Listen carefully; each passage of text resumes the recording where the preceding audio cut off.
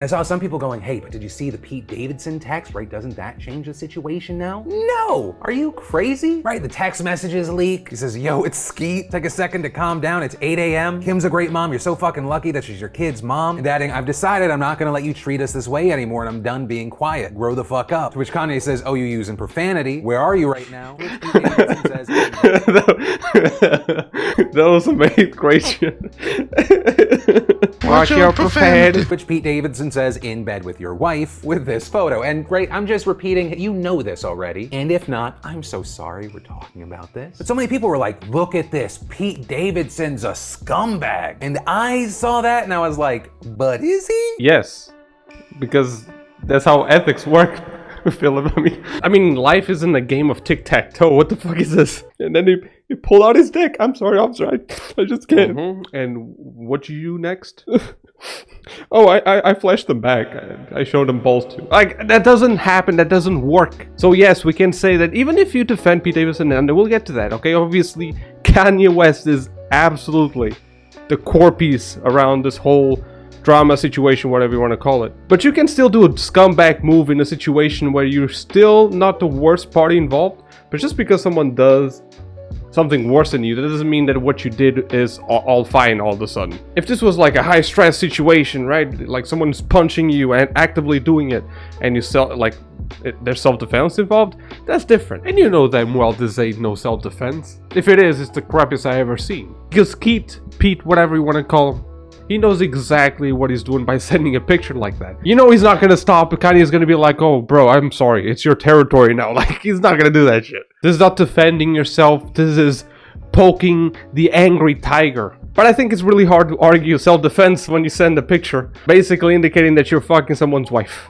But I will agree, alright, for what it's worth, with Philip on the regard that this is mostly about Kanye. I mean, Kanye can't be doing all this shit with his artistic therapy. Like, that doesn't work. You release that shit to the public. One thing is making a song, and that's how you know, that's therapy for you. I understand that, but releasing it to the public, that's a completely different playing field. But there are some fields that mainstream, let's say, media isn't really covering about this whole story. And that's why you might still have some people like me, for example, who, regarding this situation, understand they're both idiots who need to fucking stop this right now. Like, if nothing had happened before this and Kanye was like, hey, where you at, man? And he was like, in bed with your wife, that would be insane level behavior. But then taking into the full context, where one of the most famous people on the earth has weaponized his audience against you and your girlfriend, who also happens to be this famous person's ex-wife, and he's been harassing you, and even through art, and also just regular ass words saying that he was going to hurt you. This is Kanye stans trying to make a mountain out of a molehill. I'm supposed to feel bad for Kanye West after the guy he's been harassing and threatening for a month kinda said something out of pocket? Go fuck yourself. How dare one of the victims swing back? Not to mention, Stop.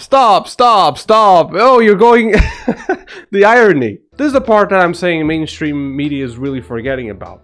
I mean, we're having all this fucking discussion and shit about Kanye West being a bully and all that, which I would agree. I don't see a problem with people having a problem with this, because I certainly understand that Kanye is going on a lunatic's rampage, right? But I mean, when people played off the situation of his daughter being on TikTok, even though he didn't allow that shit, the way that people just toss that to the side as if, you know, dads don't matter in the fucking kid's education. That part, for example, that's what really upsets people, is when you are pretty short-sighted when it comes to the context. Context is really important, Philip. You are absolutely right, and I do agree. Even though what I think that Pete Davidson did was pretty scumbaggish, I still don't think he's the worst guy. I even laughed. I can't be like, oh, you're a scumbag. That was fucking funny though, man. No, you see the pepperoni nipples? Like, I can't say that shit and say that like he is the bad guy. I understand it didn't create the situation, okay? And context matters, but in certain situations, it's not about justifying it, it's about creating a reason. Kanye West didn't start doing all this out of the fucking blue. He has problems, I understand that, when it comes to, you know... But on the same note, recognizing that we have some issues on that level, Pete Davidson himself recognizing that issue, now let's start poking the fucking pissed tiger and expect different reactions. That's a short-sighted perspective that people really don't like about the situation. That's why people are also saying that Pete Davidson needs to chill. Daddy, chill. This is why this is actually two-sided. But I will give you the third side, even though that doesn't sound good. The third part of the triangle. I don't know what the fuck you want to call it. But I mean, I don't like Kim Kardashian, but I have to recognize it must be a hell of a ride for her. Being arrested on one side, seeing her current boyfriend going at it with her ex, or current, I don't even know, husband. I understand that. If for once in my life I have to, I guess, be very sympathetic for what Kim is going through here, because no matter who she is, what she does and shit like that, it's an experience that I don't think you should be going for any of them. I mean, when I say any of them, I am also including the kids, because it can't be nice to see your dad and, you know, mom going at the shit, considering that your dad is being an top tier asshole, right? But again, this is two-sided. Let's not pretend that, you know, Pete Davidson isn't doing his own little thing in this whole situation. Let's mention, in these messages, after his single shot back, after a month of harassment and threats, Pete is also trying to reach out to Kanye and say, hey, I struggle with mental health too, but there are options. You can get help. It doesn't have to be like this. And Kanye, that fucking cry bully, he then runs to the internet. He's like, see how I'm the victim? Hold on a second. So context all of a sudden doesn't matter in this situation? Like, I mean, I like Philip, but these things really twist my head. So we're just gonna ignore the fact that a few weeks ago, Pete Davidson was all like, you know, oh, you need help, man. I'm here to help you. And recently releases a picture like that. Like, come on, you can't not understand why people are upset with Pete too. I mean, you recognize that there's some mental health at it, and like, let me just take a picture of me fucking, or indicating, or I don't know, suggesting that I'm banging his wife. Like, don't you see a problem with that? And I'm not saying that you have to, but you do need to understand why people can be upset at both situations in this one. And I certainly know I'm not the only one. I mean, Moist Critical said exactly the same thing. But the thing is, I can't help but feel bad for both of them, because Kim Kardashian is just not worth all of that. But I actually do like Pete Davidson and Kanye. So I feel bad that these two dudes are, you know, going through this whole song and dance at the circus here over Kim Kardashian. And I share an opinion with him. You know, Pete Davidson, someone who I really like. SNL is destroying his career, man. Or maybe helping, I don't know. Everyone understands that Pete Davidson outside of SNL is actually pretty funny. It's the writer's fault. Sure, it's SNL. I mean, what can you do? People are so mean online.